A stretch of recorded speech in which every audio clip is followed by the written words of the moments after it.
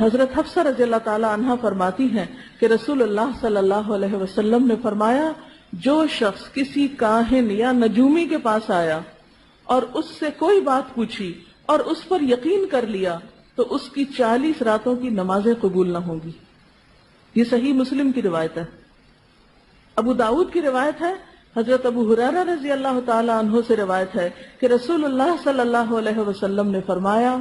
جو شخص کسی کاہن کے پاس آیا اور جو کچھ کاہن نے بتایا اس کی تصدیق کی، اس کو سچ مانا، تو گویا محمد صلی اللہ علیہ وسلم پر جو کچھ نازل ہوا اس سے اس نے انکار کر دیا۔ یعنی آپ پر اتری ہوئی تعلیمات کا گویا اس نے انکار کر دیا۔ کس نے؟ جو غیب کے حالات معلوم کرنے کے لیے کسی کاہن یا جادوگر کے پاس جائے۔ ایک اور حدیث میں آتا ہے، طبرانی کی روایت ہے، جو شخص کسی نجومی یا کاہن کے پاس اس لیے گیا کہ علم غیب معلوم کرے، پھر اس سے کوئی بات پوچھی تو 40 راتوں تک اس کی توبہ قبول ہونے سے رکی رہتی ہے، اور اگر اس نے نجومی کی بات کی تصدیق کر دی تو اس نے کفر کیا کہ ہاں اس نے تو بالکل سچ کہا اور یہ تو ایسا ہوگا، اور پھر وہ اس وہم کا شکار بھی ہو جائے۔ اچھا، یہاں ایک اور وضاحت کرنا چاہوں گی کہ بعض اوقات ایسا بھی ہوتا ہے کہ نجومیوں کی کچھ باتیں ہمیں حقیقت معلوم ہوتی ہیں، وہ جو کوئی تیر تکے چلاتے ہیں اس میں کچھ نہ کچھ باتیں بعض اوقات درست بھی نکل آتی ہیں، پھر انسان کا اعتقاد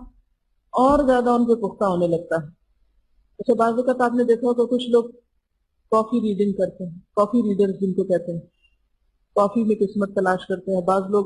بالوں کو دیکھ کے کچھ بتاتے ہیں، بعض اور اسی طرح کی باتوں کے ذریعے لوگوں کو ان کے حالات بتاتے رہتے ہیں، قسمت بتاتے رہتے ہیں، بعض اوقات ہاتھ کی لکیریں دیکھ کے بتاتے ہیں، بعض اوقات اور کچھ قیافے کرتے رہتے ہیں اور اس سے غیب کی خبریں دیتے رہتے ہیں۔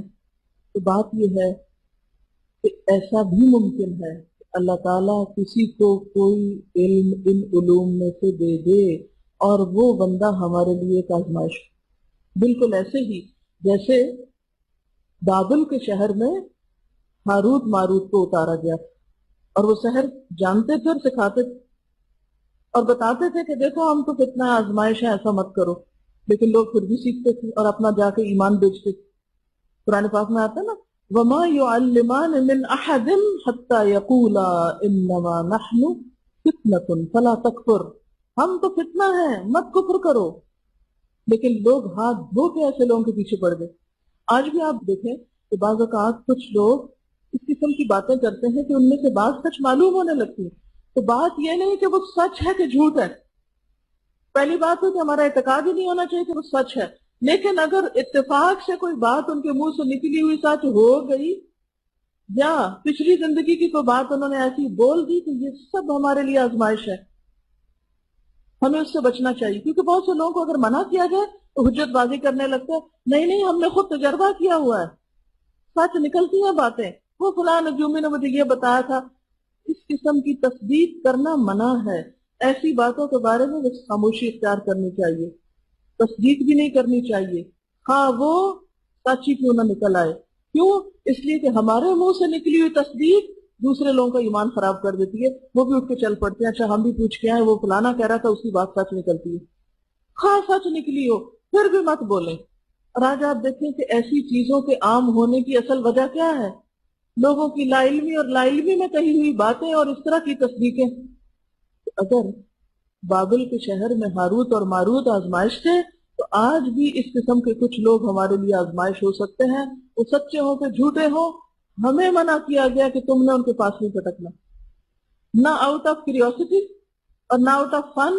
کیونکہ بعض لوگ صرف انجوائمنٹ کے لیے ایک فن کے طور پر صرف کھیل تماشے کے طور پہ چل پڑتے ہیں، نہ کھیل تماشے کے طور پہ جانا ہے اور نہ سنجیدگی سے جانا ہے، کیونکہ بعض اوقات مذاق میں کہی ہوئی باتیں بھی انسان کے اوپر اس طرح اثر کر جاتی ہیں کہ زندگی کا رخ پلٹ جاتا ہے۔ تو ایسی تمام چیزوں سے ہمیں بچنے کا حکم ہے۔